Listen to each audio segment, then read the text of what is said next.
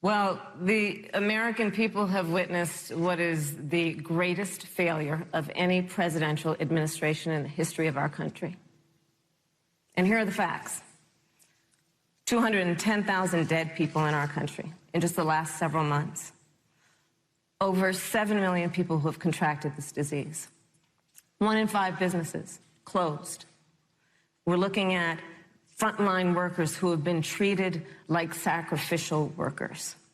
We are looking at over 30 million people who in the last several months had to file for unemployment. And here's the thing.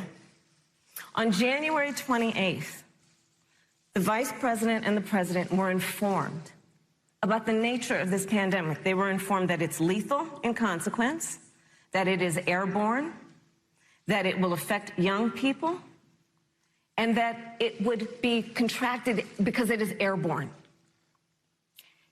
And they knew what was happening, and they didn't tell you.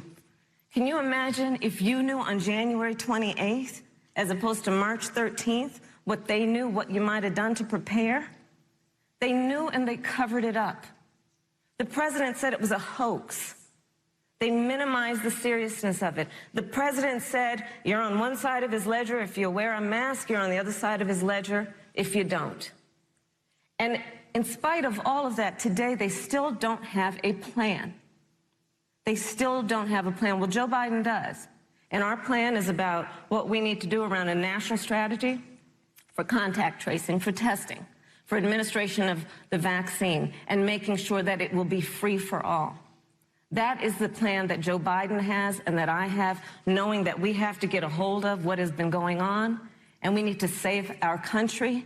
And Joe Biden is the best leader to do that, and frankly, this administration has forfeited their right to re-election based on this.